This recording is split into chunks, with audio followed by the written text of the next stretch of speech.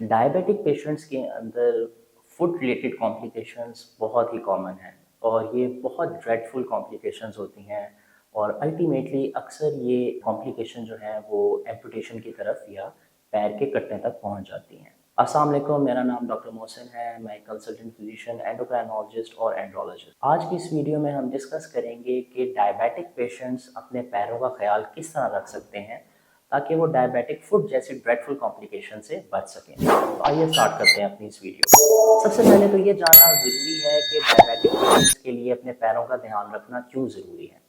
Basically होता ये है कि वो पेशेंट्स जिनको बहुत अरसे से डायबिटीज़ हो या जिनकी डायबिटीज़ बहुत पुअरली कंट्रोल हो, तो उन पेशेंट्स में डायबिटिक न्यूरोपैथी पैदा होती है, जिसमें होता ये है कि पैरों के अंदर जो पेन की सेंसेशन है वो ख़त्म हो जाती है।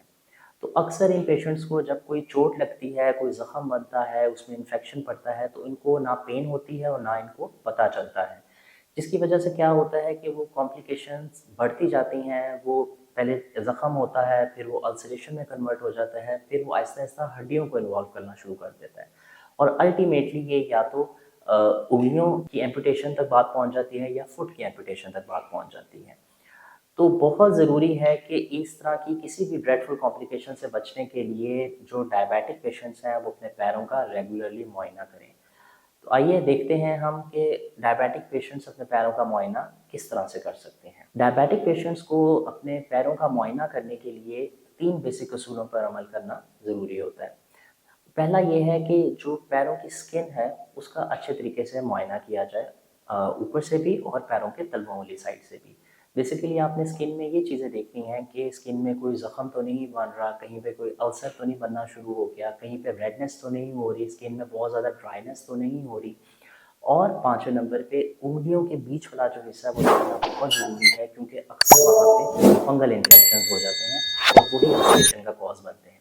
तो इन एरियाज़ को स्किन के देखना बहुत ज़रूरी है। जो दूसरा असूल है पैरों के मुआयने का वो ये है कि पैरों का ब्लड फ्लो देखा जाए कि पैरों में ब्लड फ्लो में कोई रुकावट तो नहीं आ रही। उसका बड़ा आसान सा तरीका है, आप ये देखेंगे पैर अक्सर ठंडे तो नहीं रहते, या पैरों की जो उंगलियां हैं वो नीली तो नहीं पड़ रही, या टांग के ऊपर जो हेयर डिस्ट्रीब्यूशन है या जो टांग के ऊपर बाल हैं वो गिरना तो नहीं शुरू हो गए।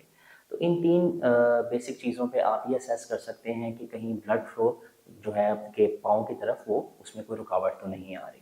और तीसरा असूल होता है न्यूरोलॉजिकल असेसमेंट, जिसमें आप ये देख सकते हैं कि आपके पैर अक्सर सुन्न तो नहीं रहते, या पैरों के तलवे जलते तो नहीं, पैरों में अक्सर दर्द तो नहीं रहती, या आप ये देख सकते हैं कि आप चलते चलते ऐसा तो नहीं होता कि पैरों से जूती उतर जाती हो और आपको पता भी ना चलता हो, और इसके अलावा पैरों में सुइयाँ चुभना।